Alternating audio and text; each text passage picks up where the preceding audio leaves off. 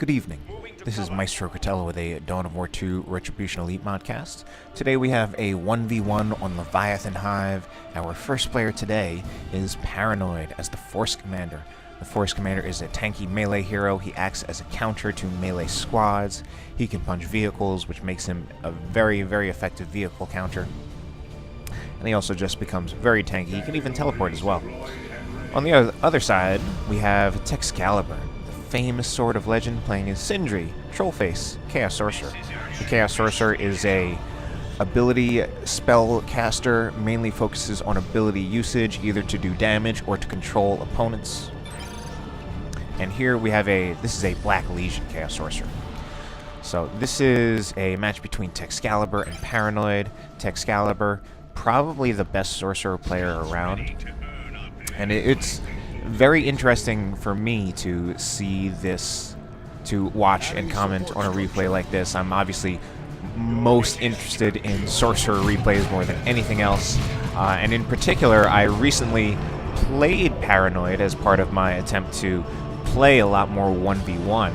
And I managed to last about 20 minutes, although the ending ended up being quite morbid. So it will be interesting to see what Tex does differently. And already one of the things we see him doing differently from me, and differently from most players, in fact, is that he's gone for this triple heretic 1v1 build. So that's a very interesting build, and Tex is going with an entirely different approach for how he's going to deal with the Force Commander than with how I deal with the Force Commander, how other players deal with him, and in fact just different from what is really even the traditional approach for dealing with the Force Commander or other tanky melee heroes. The traditional approach for dealing with tanky melee heroes is kiting and focus firing. Now this requires at least 2 ranged units usually. One to kite, meaning to run away from the Force Commander as it chases that unit, and another to focus fire, basically to shoot at the tanky melee hero while it is running away. Now this is a lot harder with Chaos than with other races. Between their 2 starting units, only the Chaos Space Marines are ranged, and Chaos Space Marines are quite a bit more expensive than most of the other starting ranged units. They are 400 requisition, compare that to 230 for Guardsmen, 270 for Dire Avengers, 270 for Shooter Boys. Obviously, Tactical Marines are more expensive at 450, but Space Marines are relatively unique in that they have 2 starting range units, and they can put Scouts on the field very cheaply for 210. And even though those Scouts aren't very powerful, it's just another source of range DPS that many other races don't have. They are just unique in that Space Marines are just unique in that starting unit configuration, whereas most races just have a range unit and a melee unit to start out. Chaos is not unique in that respect. So you can try that. You can try the double Chaos Space Marines to focus down the Force Commander, but that often gives you somewhat of an inefficient build that you're spending mainly using those 2 Chaos Space Marines to focus down the tanky melee hero. That means you're using 2 of your units to focus on one of your opponents. Meanwhile, while you have your Chaos Space Marines busy tying or kiting the Force Commander, you have a unit like Assault Space Marines, which is going to jump on your Chaos Space Marines and will usually just end up forcing them off, because the Assault Space Marines are just going to win against the Chaos Space Marines in melee, even though the Chaos Space Marines have pretty good melee damage. Now, what Tex is doing here is that his entirely different approach is that for the most part he's trying to ignore the Force Commander. Ignore the tanky melee hero and fight everything else. And to do that, he's gotten this triple heretic build. Now this triple heretic build is very, very tricky, and it's something that I don't have much practice using it in 1v1 myself.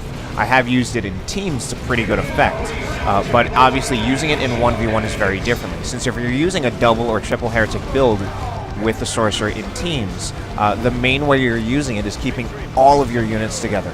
You are double worshipping with your heretics, having your Sorcerer in worship ready to do Doom Bolts as well as consume so that he can do Doom Bolts many times, as well as having the Havoc in worship to pin units, to suppress them and keep them in place so that you can get the full benefit out of Doom Bolts. This is going to work out very differently in 1v1.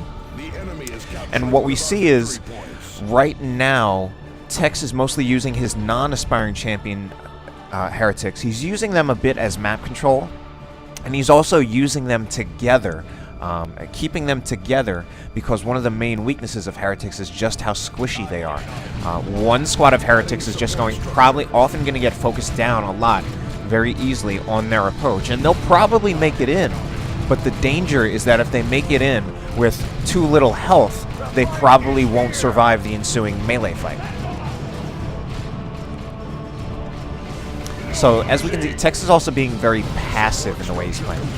We have these heretics that were being used for map control, and then when confronted by an actual fight, they actually chose not to engage, in part because Tex took too much damage on this heretic squad right here while he was capping, and he chose to prioritize getting that point off. He chose to prioritize map control over engagements. So again, this is a very tricky play, and especially when you have those non-aspiring champion heretics, you need to have extremely good judgment for how and when you actually choose to engage. Because if you are a little too hesitant, then you will definitely take too much range fire on approach. If you are too hesitant and you actually backpedal with your heretics, you will take too much range fire on approach, and you will need to retreat to not lose your heretics. We also see this havoc on the field. And Tex's philosophy seems to be that a Havoc is pretty much necessary for dealing with a hero like the Force Commander. Now, this is very interesting because what he's going for is, it can't really be focus fire because he's only got one Havoc. And a Havoc, although the best suppression team for suppressing, is the worst for actually doing damage. Now, one of the things I noticed about Tex is that he chooses not to Doom Blast. And that was a situation where I think if he had Doom Blasted and also followed up with the Sorcerer, I think he would have wiped that Scout Squad. So that was a missed opportunity. Although what I see a lot in this game is him choosing not to Doom Blast. And in some ways, I'm starting to see that that may actually be a good choice. If we notice, he still has 8 models on this Heretic Squad and 8 models on this one. So what Tex may be doing is that he may be choosing not to Doom Blast at times where he knows that his heretics are going to be winning anyway, and choosing just not to spend those models, spend that requisition for Doom Blasting those models when he knows that he'll win the fight anyway. Now, that past situation was a situation where I think it was actually worth it to Doom Blast because I think he would have wiped the Scout Squad. He had 2 Scout models left at about 25 to 20% health, and he had the Sorcerer there as well, so I think he would have wiped those Scouts. Now, one of the other advantages of Tex's triple heretic build into the Havoc is that it is a very, very inexpensive build. These heretics are just 210 to field. We have an aspiring champion on one of them, which is 90 and 25, which I often feel is somewhat expensive, but at the same time, it really does improve the survivability of the heretics by a huge amount. And we see that heretic is often, Tex is often using that aspiring champion heretic as his frontline heretic. And that one's operating either independently or in conjunction with the Sorcerer and the Havoc, whereas his non-aspiring champion heretics, as I said, are often working together. Now, Tex is getting pushed back a bit. It's almost about to be a triple cap against him. So this is another situation where it looks like Tex is not even going for a Doom Blast. And that's a situation where it looked like, well, overall he was winning anyway, although once the Tex actually started fighting, he wasn't. But he was winning against those Tex as long as they were capping and not fighting. Now, Tex has chosen to get a Chaos Dreadnought, and this is a choice that I'm often very, very cautious about, and it is a choice that is a little bit tricky, because we already see the Power Fist on this Force Commander. And the Force Commander, with that Power Fist, is the single best Walker counter in the game. And that's also considering the fact that Space Marine has the best transitional emergency AV in the game. They are the best at updating an existing Tier 1 roster to do AV in Tier 2, which just means they're the best at putting AV on the field in the more inexpensively than any other race can. And that's in the form of the missile attack, as well as the melt-a-bomb on the Assault Space Marines, as well as a las cannon Devastator. Now, one of the ways... Now, that doesn't necessarily... Just because the Force Commander is the best Walker counter in the game, that doesn't necessarily mean that you can't get a Walker. And a Chaos Dreadnought is still a very good choice. Chaos Dreadnoughts are fantastic, to be honest, in any form, really. And Tex is actually choosing to get double Chaos Dreadnoughts, and that's actually a very good play, because that means that even if Paranoid chooses to hit one of the Dreadnoughts with Flesh over Steel, that's another Dreadnought that hasn't been hit by Flesh over Steel. And one of the great things about Dreadnoughts is actually usually the fact that they do counter tanky melee heroes. The Force Commander just happens to be an exception to that rule. They will counter the Chaos Lord. They will counter a tanky melee hero that does not have any kind of heavy melee weapon. I would say the Hive Tyrant and the War Boss are also a little bit tricky. The Hive Tyrant with the Bonded Exoskeleton and the Crushing Claws can be very tricky for a Dreadnought, as well as the War Boss with both of his War Boss buffs. But the Force Commander is probably the best because of that Flesh over Steel ability, it being so easy to land on a Dreadnought, as well as disabling the weapons, mainly making it so that the Dreadnought cannot fight. But again, just because the Force Commander is the best counter to Walkers does not necessarily mean that you can't use him, that you can't use Dreadnoughts. And what Tex is doing is that, or what he has done, is that he has ways of controlling the Force Commander that will allow his Dreadnoughts to actually do their work. He has that first in the form of that Havoc, and that's what he's going for all along with that Havoc. He's going for control. The tricky part has been how to keep the Assault Space Marines off his Havoc. And that's something that Tex has somehow, in a way that, to be honest, I don't fully understand, that he has actually somehow managed to keep them off. Another method of control that Tex has are the Robes of Torment on his Sorcerer. And that is something that I am more and more beginning to realize may really be essential for the Sorcerer in this matchup and when dealing with tanky melee guys. It's often very nice to have the Vestments of the Warp, and that probably is the war gear or the armor war gear for the Sorcerer with the most utility, both in terms of you get retreat kills, you get an easy setup team counter, you get easy ranged counters, you get map control. You also get the Sorcerer to teleport away and survive in situations when he otherwise wouldn't. So in some ways, this Robes of Torment upgrade, in some ways it is a sacrifice. You are sacrificing a lot of potential use out of your Sorcerer, and he becomes very support-oriented, and his fighting capabilities are actually really put in the back seat with this kind of build. But I'm more and more thinking that it really seems to be necessary.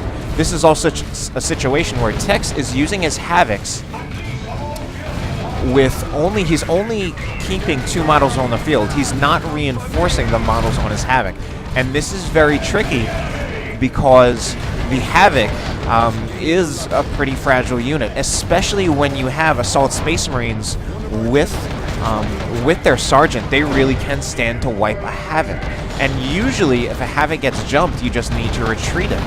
What Tex is doing to keep his Havoc in play is using that Robes of Torment again. So that's something where the Robes of Torment are used, well, not just for the Force Commander, but also for those Assault Space Marines. Because if you think about it, Assault Space Marines are also a unit that is pretty tricky to counter for the Chaos Armory, and particularly for the Sorcerer.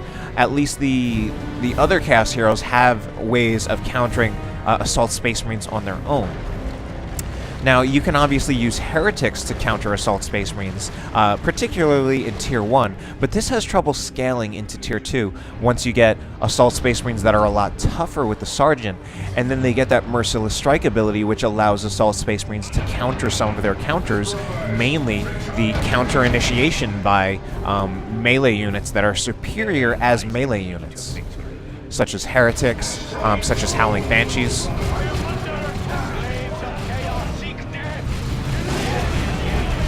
Now, we do have that Predator out from Paranoid.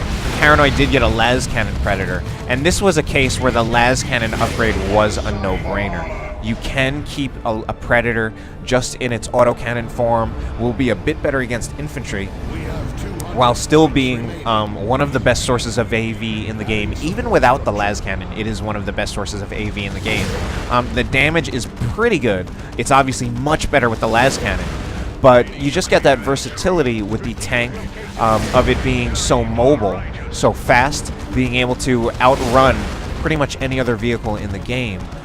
Outrun and outgun any other vehicle in the game. It's not a tank is not the toughest, but tanks are tanks are not cheap. They are pretty expensive, but they actually are extremely cost effective for what you get out of them. Tanks are one of the best values in the game. You get both very powerful anti-infantry, very powerful anti-vehicle on a unit that is itself a vehicle, so it carries that threat to your opponent, and it's also extremely mobile. So you have an extremely mobile vehicle that is also effective against everything. So that is one of the reasons why tanks are so good in this game. Now, in some ways, they often aren't the best anti-infantry, but they are still, at least in terms of pure damage, they aren't the best anti-infantry, but they're still extremely good anti-infantry because of, again, their mobility, because they are a vehicle. Now, we see Tex here has also gotten Terminators.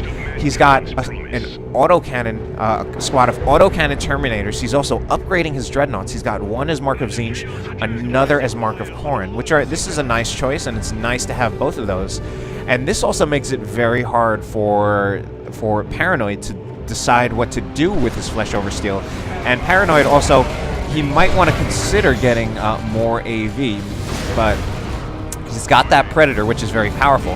He does not have a snare aside from the Flesh over Steel, and his Tactical Marines right now could probably use something. I mean, maybe he may still be wanting to keep them as vanilla, to have them fight the heretics. Paranoid may also be thinking that he just had his power bashed, so he doesn't have a whole lot of a power income, and that the missile launcher upgrade may be too much power to spend right now, when he already has quite powerful AV in the form of this Predator. Now, what's tough about these Dreadnoughts, and each one being a different type, is that if Paranoid chooses to Flesh over Steel the Mark of Tzeentch Dreadnought, then he will take out what the hardest source of AV that Tex has right now, which will be good for the Predator.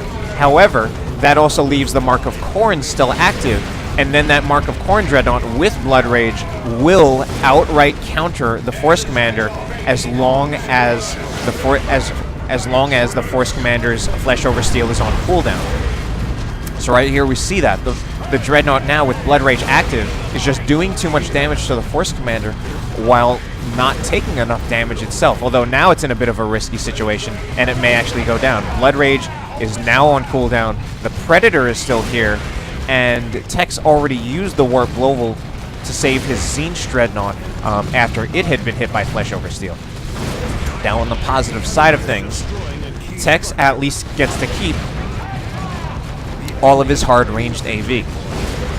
And what I noticed there was that instead of his Chaos Terminators, instead of going for the Predator immediately, they went for the Scouts. They went for the Scouts probably because Tex knew that he would have bled models off of them very, very quickly. And if Paranoid was even not paying attention, he could have wiped the Scouts. And especially because Chaos Terminators do a ton of damage, so they would actually wipe Scouts very quickly if you're not paying enough attention. And wiping a Scout squad could potentially be worth more than doing damage to a Predator without killing it. although Tex there was able to kill that Predator, which was a nice victory for him. Now, Paranoid has some Assault Terminators of his own. Right now he has them with Thunder Hammers, and that will help him out for... That's probably... The Thunder Hammer upgrade is... I mean, the Thunder Hammers, which are default, they are not an upgrade. They are obviously much more versatile than the Lightning Claws, whereas the Lightning Claws are very specialized. So it's... In some ways, it's better to keep those Thunder Hammers. In part, there are obviously also more durable because they get those Storm Shields. But you're just able to deal with more kinds of threats with the Thunder Hammers more adequately and more effectively. With the Thunder Hammers, these Terminators will be very, very effective against the Tzeentch Dreadnought, and the Tzeentch Dreadnought will not be able to adequately fight back.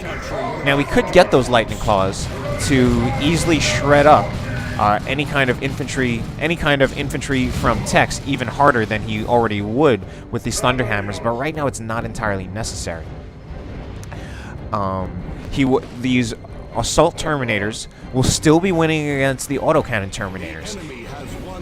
Tex has already gotten an autocannon, so he can't get Lightning Claws on his own Terminators, so the Paranoid's Assault Terminators will win in melee with the Chaos Terminators no matter what. Whether they have Lightning Claws or Thunder Hammers, the Assault Terminators will still win. They will also still win against any other of Tex's units. They will win against the Sorcerer, they will win against the Heretics, they will win against the Havoc, as long as they get into melee. Now, for how Tex should be dealing with these Terminators, he has the Robes of Torment, which is very, very good for dealing with Terminators.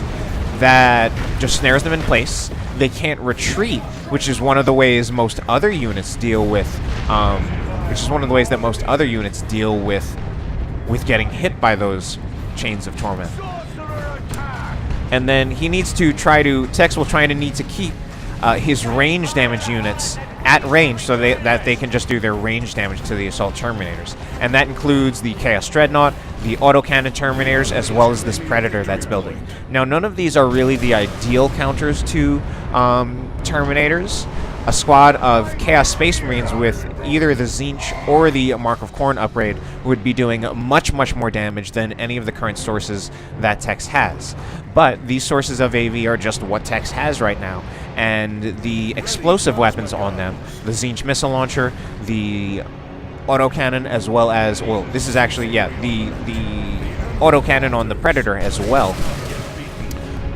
Those will all be doing full damage to the Terminators, and we see that doing pretty decent damage right here.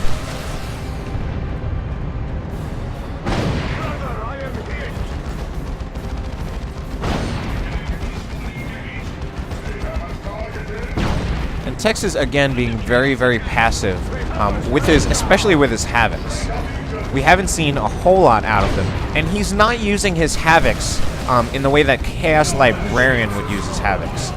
Chaos Librarian's use of Havocs is to suppress infantry units, to pin them in place so that they can't dodge any of the Doom Bolts coming from the Sorcerer. Tex seems to be using his Havoc in a way almost as a post-engagement winner. Post-engagement winner, meaning he's already fought his engagement and will often be in a situation where he is backing up into his Havoc, usually after at least one ASM jump has been burned, if not two.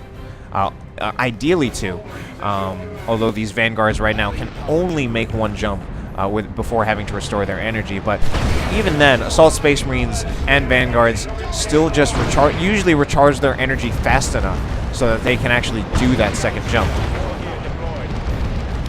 Tex is also not really using his Heretics in the way that I normally would, which is I use them often much like Banshees, in that I use them as a counter, an ASM jump counter when ASM have jumped onto a Havoc.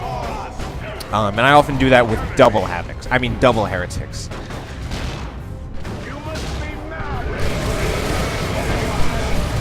Now, Paranoid has finally decided to get that missile launcher. Now he needs it a little bit more because he no longer has his Predator, and he can't afford to put another one on the field. But again, those Chains of Torment proving to be a very effective choice in this matchup, I think, and this is a major takeaway that I'm going to have. And it's strange because I've certainly played this matchup before. Played this matchup many times before. I've gotten the Chains of Torment and won matches with them. But it's often just a reminder. Sometimes you forget how good certain things are. You forget to use things, especially when you try different things. But this looks like it's going to be the end of the game in favor of Texcalibur winning a hard matchup and maybe showing me what's up, showing me how to do it.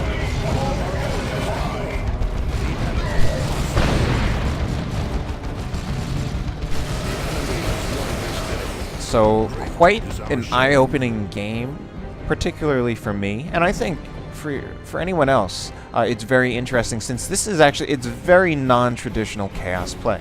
And I mean, certainly I think better players like Tex, as well as a few other very good Chaos players, may actually be somewhat more familiar with it, but I certainly think to non-Chaos players, this is something that is certainly comes across as very unusual. It's something that, for me, it's that I've still been learning and haven't fully made sense of yet.